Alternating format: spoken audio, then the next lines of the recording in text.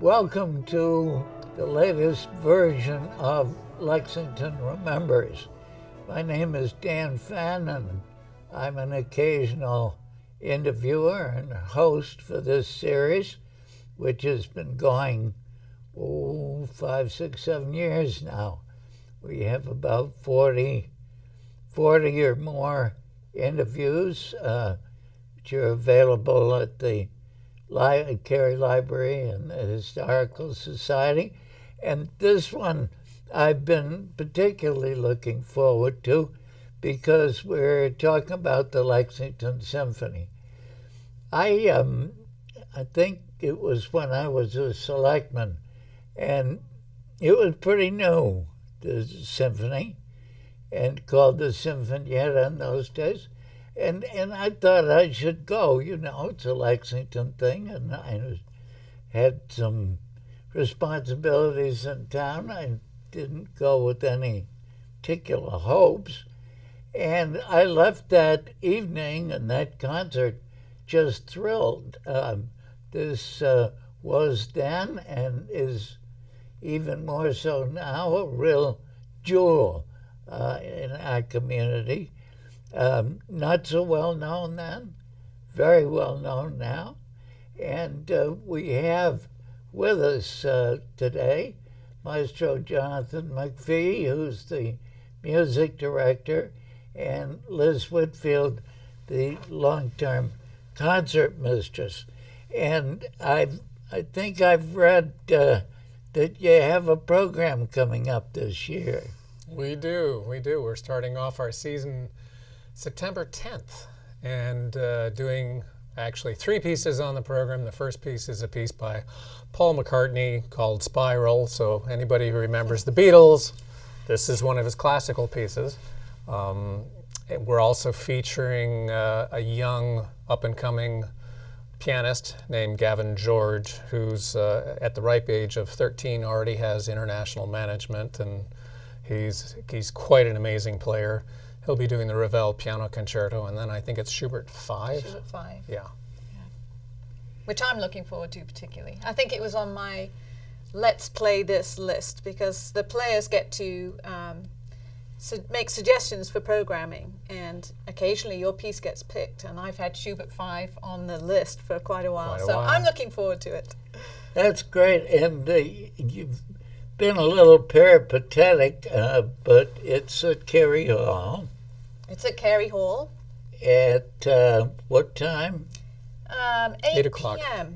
Pre-concert. 8 o'clock, and then you do a talk beforehand. Yeah, so there's a pre-concert talk at 7 o'clock, and I sort of give, high points to look at for the concert. So if you're looking for more information on the composers or the piece, that's always a good thing to come to. Now, that hall's usually pretty full. If somebody wants to go, getting a ticket might not be a bad idea, right? Yeah, go early, get your ticket. And actually, you can either call 781-523-9009 or just go to the website, and there's a little spot that says Lexington Symphony Tickets. Click on that and you can pick your seat. Now, what was that phone number again if I want a ticket? 781-523-9009. Say good teamwork. Well, it better be. It'd be a lousy concert if they weren't. And so what else have you got planned for this year? One of the high points for me is part 2 of something we started last season. So one of the ideas that was in the back of my head for decades, literally, since I was a student at the Royal Academy, was to take Wagner's Ring Cycle, which is 4 operas and about 18 hours of music, and to scrunch it down into 2 evenings, so that it goes back to when I was at the Academy. They ran a ring cycle over a weekend at Covent Garden where they actually ran all 4 back to back. Wow. They changed conductors, soloists, orchestra members, and the audience got these box lunches. It was the worst case of jet lag I've ever had in my life when I came out of it.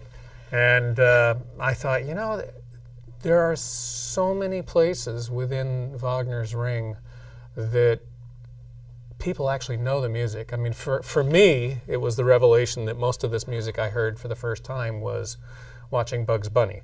Yeah. Because there's a lot of it that shows up in What's Up, Doc at the Opera.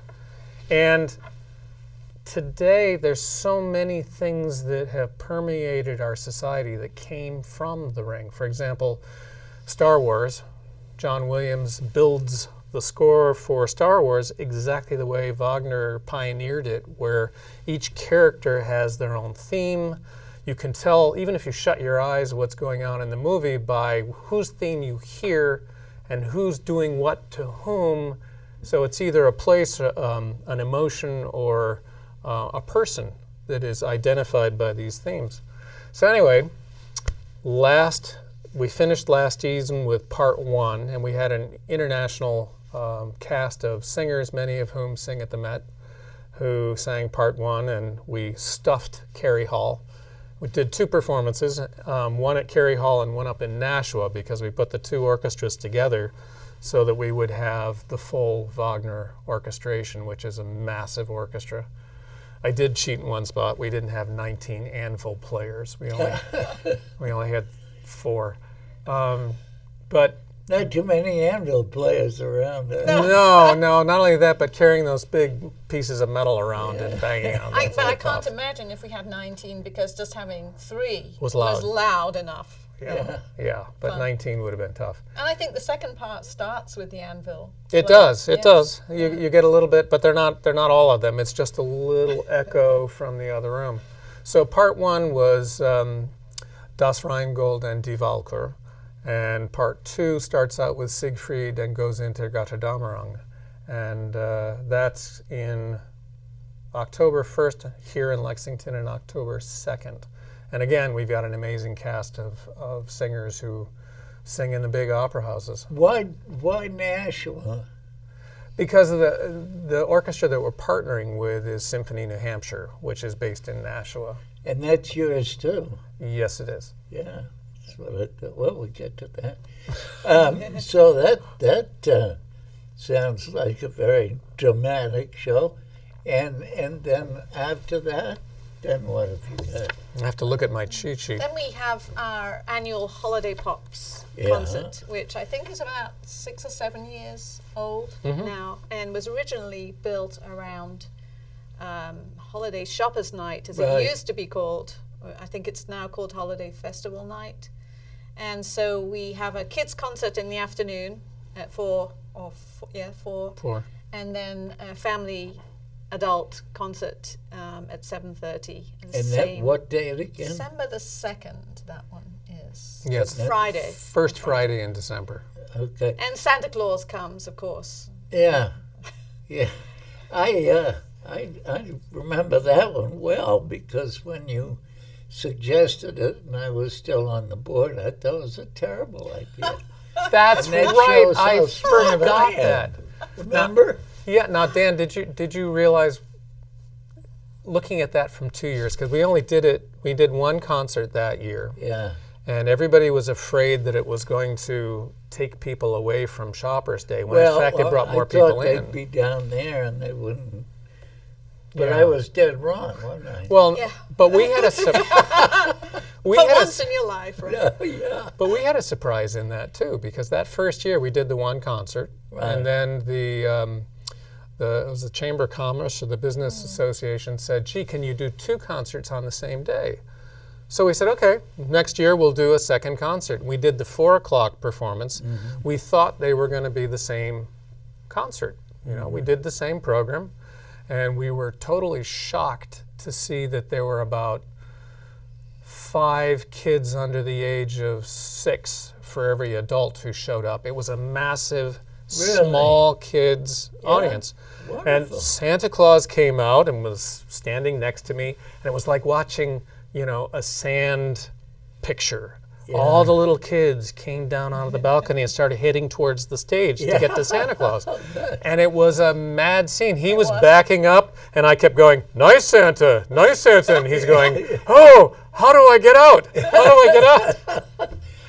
Where's my reindeer when I need them? So, That's funny. unbeknownst to us, the community, and this is sort of one of the key themes about Lexington Symphony, the community showed us what they wanted, what they needed. So ever since then, we know that the 4 o'clock is the kiddie matinee, so we changed the program slightly for the kids. It's shorter, has different selections in it.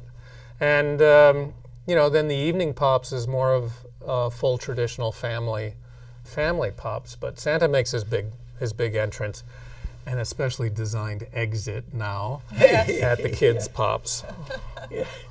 I remember the only thing, I got the ballet, I don't know if you were involved in it, to perform at the Kennedy Library as a Christmas present to the community. And I guess you were there at the time. I think I was emceeing it, actually. And all the kids with their chins on the platform watching the dancers. Yeah. It was beautiful. And then just as you were finishing, started to snow out there. Oh. And the snow was coming down. You could see it through that great The big glass front. atrium. Yeah, it's beautiful. Spectacular. So Christmas is the end, or do you do more? Oh, we actually, do a lot more. We're also invited to do a Pops concert in Burlington. I don't know if we should Really? mention that on this program, but yes, so the following 2 days later we go to Burlington, do the same Family Pops concert at the high school there. Wow. So they're trying to create a music program there, so it's fun to support another community. And I should mention that, you know, we're featuring the New England tenors. So, you know, you've seen the 3 Irish tenors, and you've seen the 3 tenors with Placido Domingo. This is the 3 New England tenors, and they're spectacular. You can YouTube the New England tenors, and you can see a sample of what they do. Wow, and when's that? That's December 4th. That's a Sunday afternoon. Burlington. Yeah. Okay. And then the spring? Well, before we get to the spring, we have one of my favorite concerts, which is not a public concert, but it's our Orchestrating Kids Through Classics kids program. How does that work? Petting zoo? No petting zoo. For each of the schools that comes to the program, we send a group of 4 musicians to each school. We do a 45-minute program during the first 2 weeks of January, just to talk about the families of instruments in the orchestra, talk about how to behave at a concert and what to expect. And then all the schools come to Cary Hall. Benjamin Britten stuff. No, we don't play Benjamin Britten. We actually, in the main concert, we start with Star Wars. Ah, of course. And we grab their attention. We play the opening bars of Star Wars, and then the whole orchestra leaves the stage. And then Jonathan narrates. He talks about how the orchestra grew back from early beginnings, from monks chanting from recorders to the big symphony orchestra we have today, and we end playing a larger portion of Star Wars. Yeah. So we hit Bach and Haydn and Mozart and Beethoven and Tchaikovsky and Stravinsky along the way. It's like Stravinsky, too. Yeah. What did they do with Stravinsky? Well, it's funny. We ask for feedback from the schools, and some of the kids write these wonderful, wonderful notes. And these are Lexington schools. Oh, Lexington, Burlington, Waltham, Really? Winchester, Bedford. Okay. We've had schools from Somerville and Dorchester, Medford. Any school that will come. Lincoln is coming this year, and Sudbury, and Wow. yeah. That's terrific. And that's in January. okay. Yeah. But if I bought a season ticket, right, it wouldn't include that. No. That program has got, well, besides the fact that we cover the entire history of Western music in 1 hour from 900 AD to today, Okay. there's two things that I think are really special about the program. One is, as we change the orchestra, kids get to hear how the orchestra sounds different through the ages. And they also get to meet, because of the in-school program that Liz does with musicians. They really get an idea of what the different instruments are. And being third graders, they're at the right age to choose what instrument they would like to pick up. So it's a great inspirational way of introducing somebody to an instrument that piques their interest that they're going to study. And the other aspect of it for me, which is really exciting, is that not only are we tracing how the orchestra grows or grew throughout history, but the other side of that is, for a composer, how does the addition of these instruments and the sounds stimulate their creative thinking, so that you can look at what Stravinsky does in Rite of Spring and look at what Bach did in his day, and as the toolkit changes, it sparks different kinds of ideas that come out of it. So it really does focus on the creative end of how you as a human being conceive an idea or a sound or a picture that you want to express, and now you've got all these instruments to be able to do it, and how that changes over history. And the existence of the tools means just the fact that I've got these extra tools to work with changes what the musician does. All of a sudden you hear a new instrument, you go, where can I put that sound in my thinking? And you think, oh, English horn, well, that's different. Why don't we think about what an English horn can sound like and how it can affect you? Yeah. So we've had wonderful comments from all the adults that also attend as parents or teachers, and we have talked for a few years about doing the same program for an adult audience, and we would have to change really very little. So it's on our wish list, which always seems to grow. That's good. We have a large wish list. Okay, and then? Oh, then we have a strings-only concert, which we're doing. The main piece is going to be Dvorak's Serenade, which is a wonderful, lush, romantic piece. And what else is on that program? Not the American. David Diamond's Rounds for Strings, who was my teacher at Juilliard. And the Janicek Idyll, or Idylla, which I've never played. So I'm looking forward to the string program. That will be fun. It's always nice when we don't have the rest of the instruments around. There's a string player. And then we have, Dvorak again, the New World Symphony in April. I think I've heard it. April 1. You think you've heard that? I bet you have. Talking about many English times. horn, that's where the English horn comes into his or her One of the great audition pieces for an English horn player.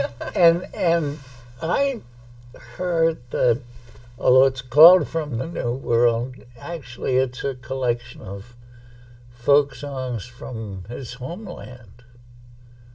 That it really isn't American. What, New World? No, it's actually a lot of the melodies were inspired by his time here, because Dvorak was in the United States. Well, I know he wrote it here, but I thought I'd read somewhere that although he calls it From the New World, it was his country's folk music. No, not the New World Symphony. That's why it was called New World. No, in fact, the inspiration for that was while he was in New York City, he was given the responsibility of teaching a new generation of American composers to be American composers.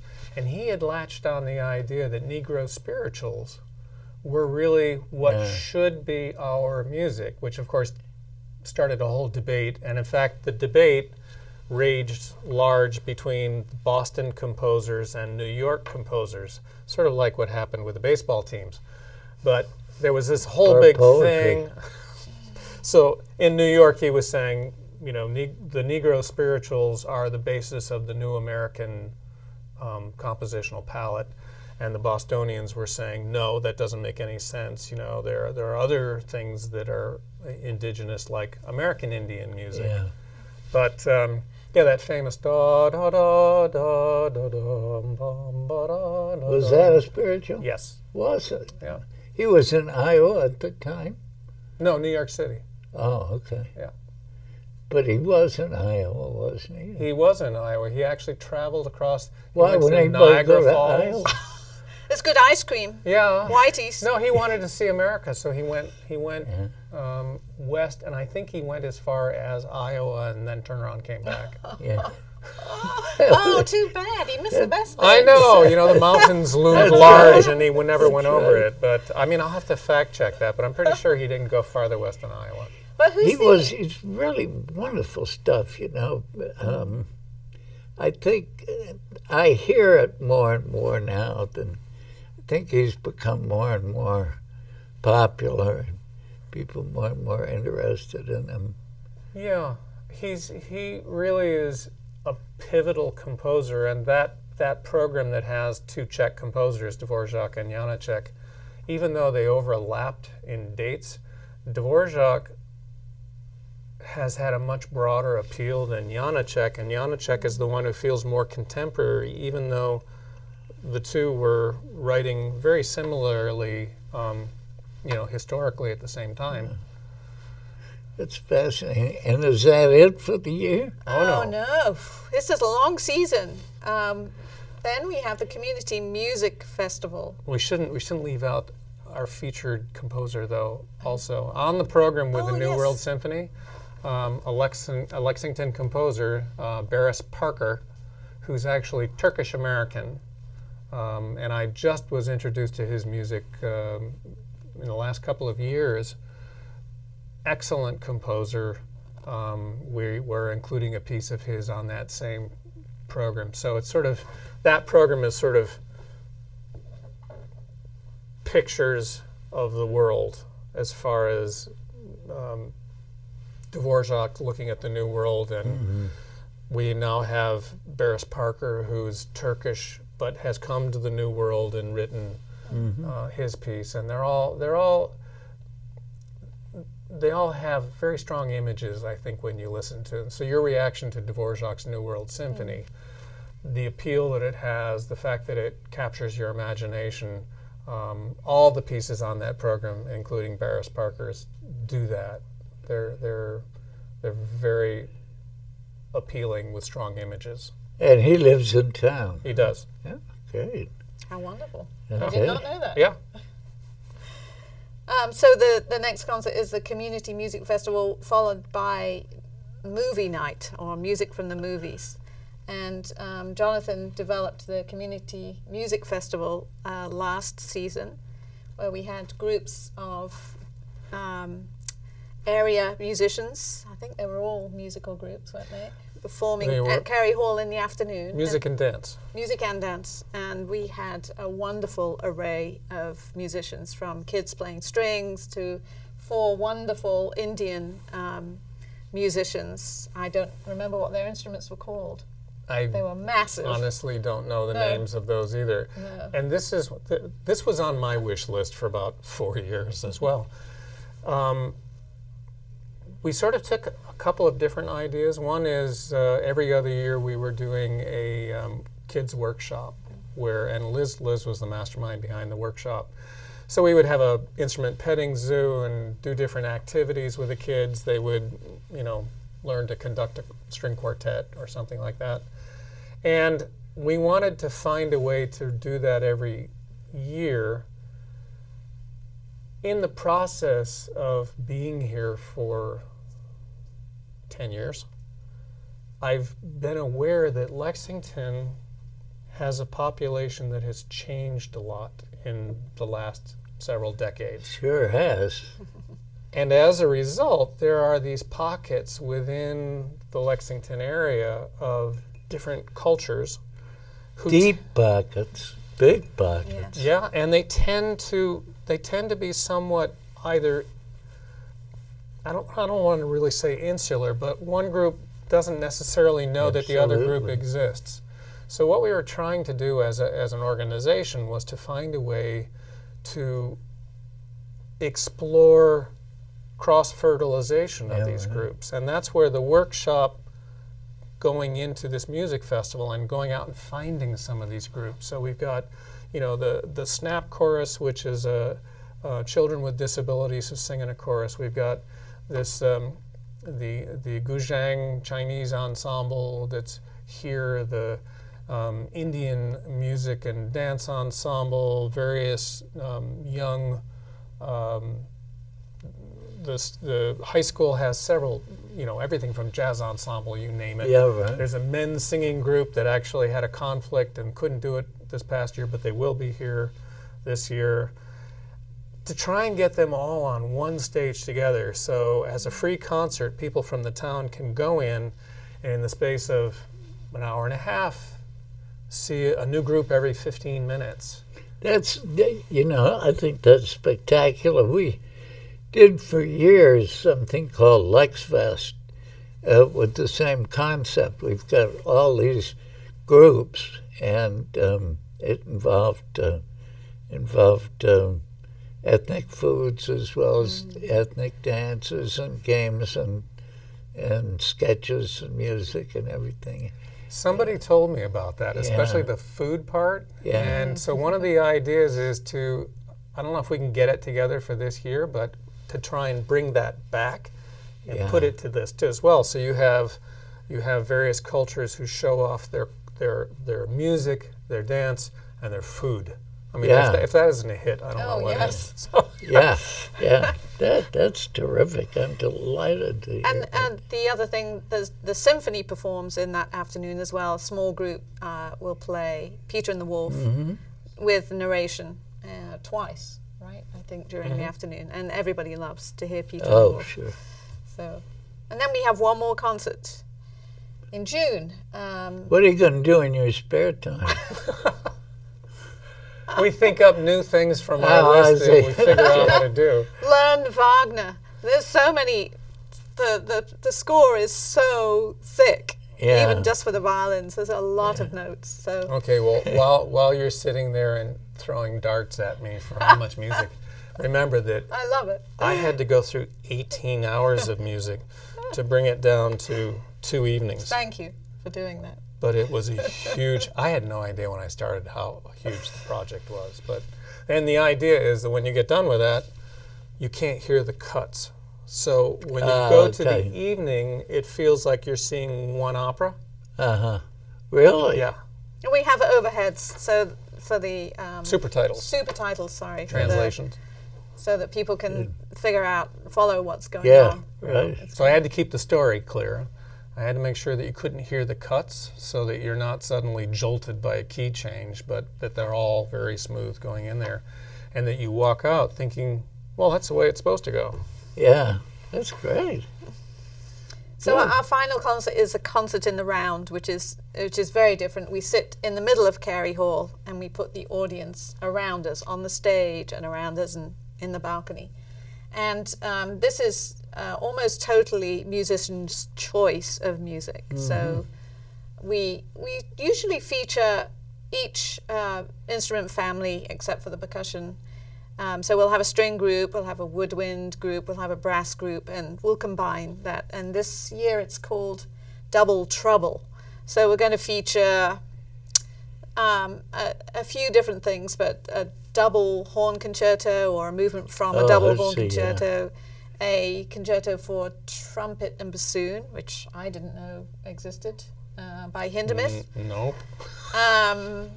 And I don't know what else is on the program yet. That gets decided along the way. It's the only one that we don't actually decide at the beginning of the season, and part of that is because, since it is it's probably the most creative planning section of the season that the musicians get to do. So they, as they get through the year, they come up with ideas. Gee, do you want to do this double concerto? Do you not want to do it? And do you have a better idea that I haven't thought of? And for the people who are there in the audience, one of the things that's really unique that you can't do at a normal concert is because the orchestra is not on the stage, we put the orchestra down in the audience, and then I encourage people to move around in the audience. So you may want to sit in the violin section for one piece and then move and sit in the wind section for another one. And it's a whole different energy than sitting here and seeing the orchestra out there. When suddenly you're sitting next to Liz and Liz is doing this, Yeah. and it feels very different. Well, You're I really would think part of it. so. I was going to say much more part of it. Well, and the audience particularly loves the brass, of course. Yeah, you know, of because course. they're so impressive to look at, make a wonderful sound. And so our most popular player, both for the kids program and for this, is our tuba player, Joby Wilson. Because he has this great big shiny instrument that's really loud, and he's a fun guy, and so the kids love it when Joby goes to the classrooms and when they see him on the stage. That Julia Childs, Tubby the tuba. Oh, Tubby the tuba. Yeah. That was pretty spectacular. Yeah. I can always tell, though, what Joby has done in the schools, because when we go through that educational program, orchestrating kids through classics, at one point I always say, all the musicians who went into your schools, please stand up so that the young people can find you in the orchestra. So they all stand up, and there's Joby in the corner. And as I work through the program, very frequently as instruments are added, I'll say, and here we have a flute. Can you say, or piccolo, can you say piccolo? And that's an Italian word meaning little. And then I get to the tuba and I say, and this is, and the whole place, 800 kids going, tuba. Because that's what he does in the schools. He said, you have to say it correctly. Tuba. So That's funny. we know we connect. That's funny. And interesting to note that the high school had to purchase extra tubas over the last couple of years. Really? Isn't that interesting? Yeah. So we know that the program's having an impact. Yeah, I guess so. Yeah. And I'll bet the parents of the would-be tuba players are so grateful to you. It's better than a drum set. That's true. That's It's true. better than a violin, too. Oh, thank you. Yeah. Beginning violin and beginning Oh, oboist. The nasty. parents should God. always get a special award for that. So if I wanted to buy, I could buy a season ticket, right? You can buy two sorts of season tickets. You can buy what we call a Lex 4, which is September, October, February, and April. Or you can buy Lex 6, which is those 4 concerts plus the movie night and concert in the round. Okay. And what was that phone number again? 781-523-9009. Okay. But it's spectacular what you guys are doing. I remember when it wasn't quite as either solid and established in the community and confident about its future. That concert I mentioned, that wasn't the first year, but it certainly was second or third year. Where did this thing come from? Well, Hisao Watanabe was the first conductor, and he got together with a few musicians who he met in his travels around the area, and my understanding is that they performed, here we have it, they performed at Leahy Clinic as the Middlesex Chamber Orchestra. And who was he? Who was he? Hisao Watanabe, who came here to be a student, I believe, and was, under the tutelage of, I believe, Max Hobart, who used to be the assistant concertmaster of the BSO. And Max took him under his wing, and he wanted to form an orchestra. So they had a concert at the Leahy Clinic and then decided they needed a home, and looked around the communities and decided Lexington was a fantastic place, right? It had a lot of good arts anyway to start with. And had the museum, National Heritage Museum, so that had a performance space. So he created the Lexington Sinfonietta, which is just a small symphony, which many people to this day don't say correctly. So it's a Lexington Sinfonietta from 1995 until for 10 years. So 95 was the birthday. 95, I believe, was the first concert in the museum, and it was quite small. And you know, like any startup, they had corralled all their friends to come in and listen to the orchestra, and it really grew from there. When Jonathan came along in 2005 or something, I think the orchestra, you know, began to grow, and so one of the first things we did was change our name, because Sinfonietta just seemed a little diminutive, maybe. I was against that too. I was wrong. That's twice. I made a real contribution when I was at the board. The one thing that's positive about having somebody in the midst who says, I think that's a bad idea, is that it forces everybody else to make sure they test the other side of it. Yeah. And that way you don't necessarily go wrong, but you should be able to make the case for it. And I think, as I recall, the case was no one can spell it, no one can pronounce it, and it sounds small. Yeah. And as soon as we changed our name, that's when we went into hyperdrive. Oh, that's interesting. We also changed venue, which you say you were against changing the name. I did not want to go to Carey. I don't know what I was thinking, because the museum had a sort of real community, closed feel to it. It was comfortable. Yeah. But the acoustics for performing music were pretty bad. And Carey has turned out to be a wonderful venue for us. Well, the interesting thing for me was the first concert that I did with the Sinfonietta at the National Heritage Museum, we were sold out, because it only sold, it was like 376 seats or something. Tiny. So there was no growth potential. Right. And the acoustics were not good, even though the audience loved the National Heritage Museum, because the seats were comfortable, and they had a nice little cafe out in front. Right. And I remember talking to various people on the board, and probably I threw this question out to you at the time as well. Is there another venue? And everybody said, well, there's only the high school auditorium, and that's busy. No. And then somebody mentioned Carey Hall, which was almost always closed, because Carey Hall was only open for town meetings and, you know, the occasional lecture. And they said, but it's not a concert venue. And I went in with a couple of board members. We looked at the space, and I said, well, you know, this is sort of vaguely like Faneuil Hall. There's no reason it can't be a concert venue. The stage is in the wrong place. We need to pull it forward. And from day one, when we came in there, we would put in platforms to move the stage out. And lo and behold, it has turned into a terrific concert venue. Spectacle management now is up to about 30 performances that they do, as well as us. And that temporary stage that we had put in is now permanent.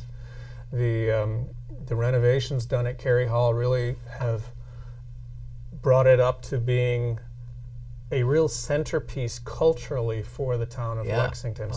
You can still have lectures, you can still have town meetings, you can still have elections in there, but now you have this mecca of entertainment that's of a wide variety between what spectacle management offers and what we offer in there as well. So, you know, it's, in a way, it was the two sisters who left the money to build Carey Hall as a lecture hall, built it with the idea that it would really be a centerpiece, an intellectually stimulating centerpiece for the town.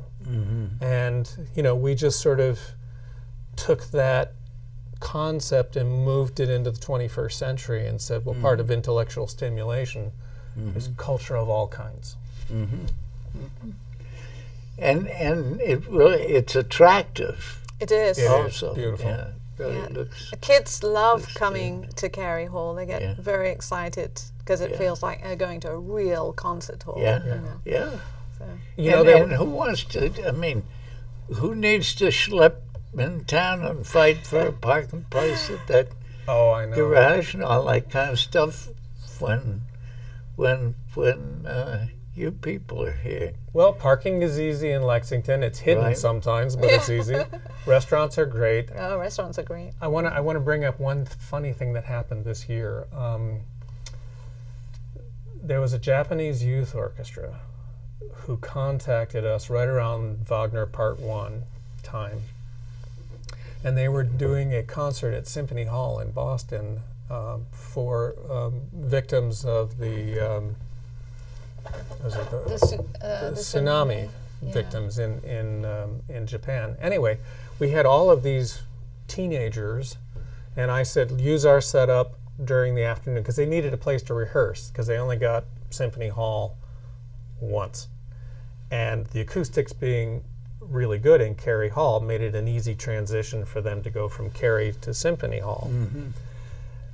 I got so many comments afterwards because the kids would come into Cary from the front, and one of the unique things about Cary Hall are the paintings in the front that depict Lexington history and the Revolution. That sparked all kinds of questions. The kids, Jay Kaufman, our representative, was there to welcome them in, and he said he got all kinds of questions from these young Japanese students. What are the pictures? What do they mean? What's the story of Lexington? There's this guy with a finger missing. Yes. Yeah. Yeah, well, that's a plus. As I remember, Isao had this notion of working with kids, and in the early days you were out with special concerts for kids, particularly disadvantaged kids, as I recall. Yes, he went into one specific place, the Juvenile Detention Center in Roslindale, and he would go and take small classes there. And we went 2 or 3 times and did a whole concert in the detention center. And we subsequently did a concert in the Dorchester Theatre, the Strand Theatre, where they allowed some of the kids out to perform with us at the Strand Theatre. So he was very, it was very important to him to reach out to those sorts of kids. And then he left. This has always been a combination of musicians and lay people who wouldn't, if you gave them a violin, they wouldn't know which end to stick under their chin. And there was a guy, his wife is still alive too. Yeah, Bob and Danette Morse, who were good friends of Isao, and they were really instrumental in getting the Sinfonietta going. Bob did everything. Including providing money and raising money. Yeah, and selling tickets, and it was a really homegrown tickets and collecting tickets. And sadly Bob died about 5 years ago, but his wife is still around. She still comes. I think so. Yeah. I mean, that's one of the biggest changes really for the orchestra is now we have staff, part-time staff, a number, because we've grown to the extent where we can't handle it all as volunteers. Well, you did the bulk of it. I did a lot. I did a lot. And then I figured I wanted to play more and do less admin. Yeah. Well, it gets to the point where it grows, and you've got to make a choice, because if you're there as a musician and you're killing yourself doing ticket sales, marketing, and all the other stuff in there's it's part of the evolution of an organization. Oh, sure, and the evolution of the board. You've got a crackerjack board now. You've had some pretty good leadership on that board over the years. We have. We have a lot of people to thank for where we are now. That leadership part, I mean, it's always been they've always been people who are community-minded, who are really dedicated to making sure that the orchestra was a service organization. And I think that's one key that started with Hisao, that was picked up by the board, and it's very important to me in the future too, is how can the orchestra serve the community? And board members, and this is true, I'm sure, for the National Heritage Society and the Historical Society that's here.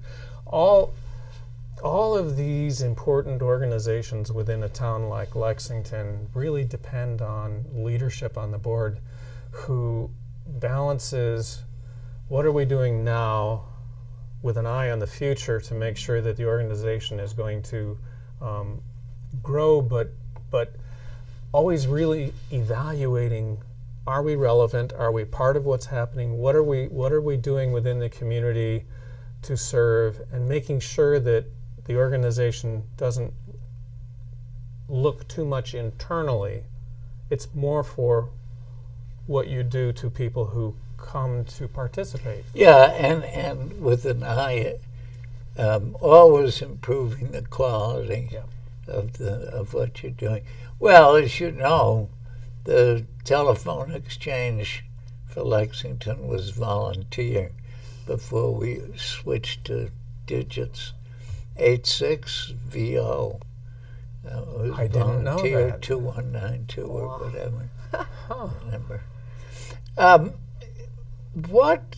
You've got such a rich background in music. You've done so much and been involved with so many other leading figures,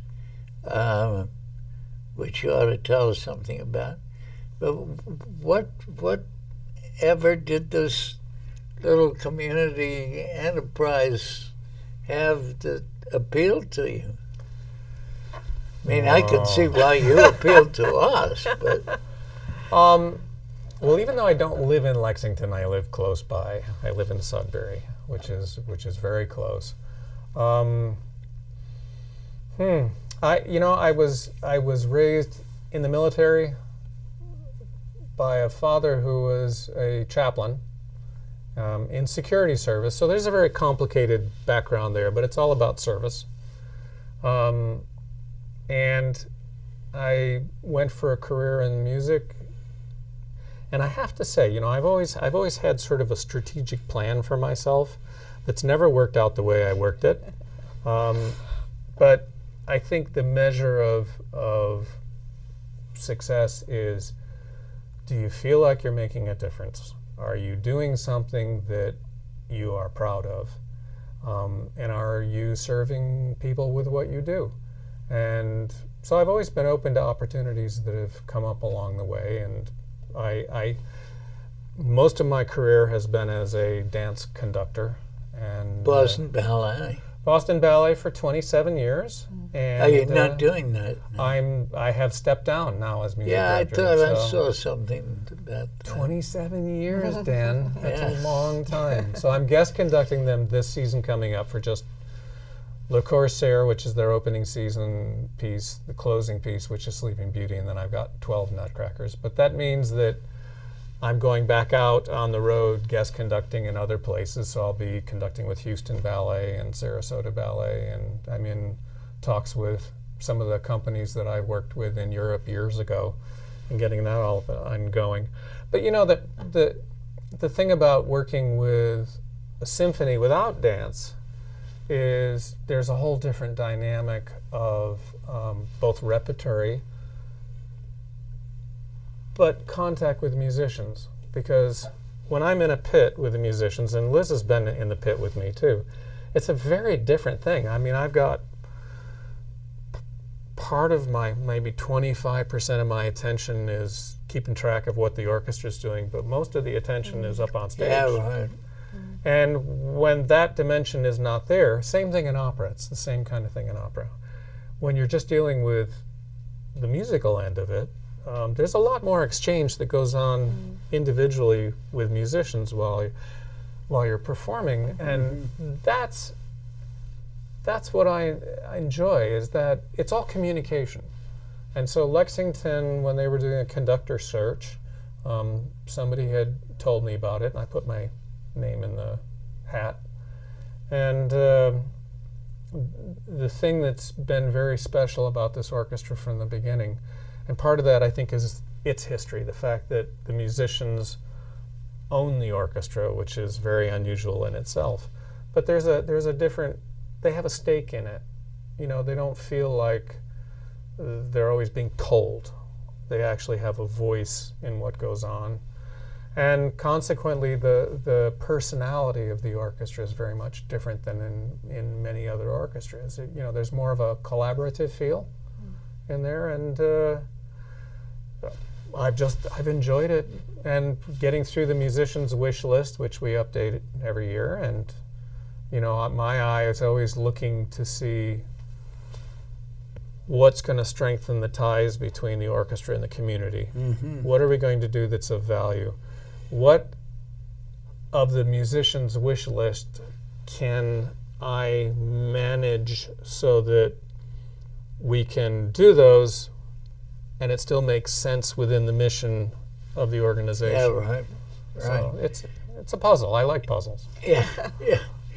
And you're doing New Hampshire. Symphony New Hampshire is, and that okay, so here's the challenge with that one. Same kind of thing. They were doing a conductor search 7 years ago, 2010. And New Hampshire was a challenge because it's a very different environment than, say, Lexington and Massachusetts. You've got a state where the population is pretty much spread out. A lot of talent, a lot of reclusive artistic people like writers and visual artists. But oddly enough, they had had a history of several professional orchestras, all of which have folded within the last 6 or 7 years. I was brought into the Nashua Symphony. We went through another name change. Nashua Symphony at the time was 89 years old. Oh, really? And it was sort of the poor sister. There were 3 full-sized professional orchestras, and it was always thought of as the weak sister. And all these other orchestras folded. The opera company folded. And the board hired me with the idea of taking that orchestra, improving it, and turning it into the state orchestra. And I can say now, after 6 years, that we have done that. It's a very solid organization. The name is now Symphony New Hampshire. It is the state orchestra, and it does run out concerts from its home base in Nashua to Keene, Peterborough, Lebanon, Concord, and building a real reputation for itself up there as a service organization. With we have a version up there of an educational program which is designed to do the same thing, inspire young people to pick up an instrument, and so it's a challenge. Yeah, it's a different challenge. And you combined the two to do the Mahler. We did years ago. Yep, and that was fabulous. That was an amazing experience, because for the Mahler we put together 3 choruses, including the Boston Children's Chorus, and the 2 orchestras, and we had 11 soloists, several of them stars from the Met. And the idea for that concert was to build an event, not just a concert, but an event, because Mahler 8, Leopold Stokowski did it with the Philadelphia Orchestra, and that was really the coming of age for Philadelphia Orchestra. It was a statement saying, here's an event. We can do this. Yes. Yeah. It takes a huge number of people. Yeah. Terry Hall was busting at the seams. Oh, I remember. And we blew the roof off, Yeah. which was very, very exciting. But, that was the first time the Boston Globe noticed us. Yeah. They do now. They do. We got a great review for the Wagner Part 1 of The Ring. Good. So, it's an interesting puzzle to see what an orchestra should do in a community today.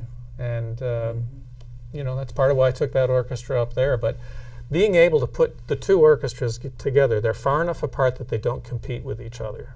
They're close enough together that you can put them together.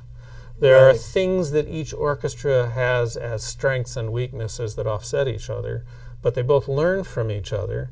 And in the process, from the business standpoint, you can take what is a large standard orchestra size in your budget And by putting them together, you can do something that neither orchestra could achieve on their own. Yeah. Which to me is the definition of a good collaboration. Yeah. Well, I just, I mean, don't bother with the BSO. You've got the Lexington Symphony, and I think we've gotten an extraordinary insider look at it and its history and its leadership and its plans for the future. And I'm sure we all wish it well, not that it needs any good wishes, because it is here to stay and here to grow and here to flourish. So thank you very much. Thank you for having us. Whitfield, Jonathan McPhee.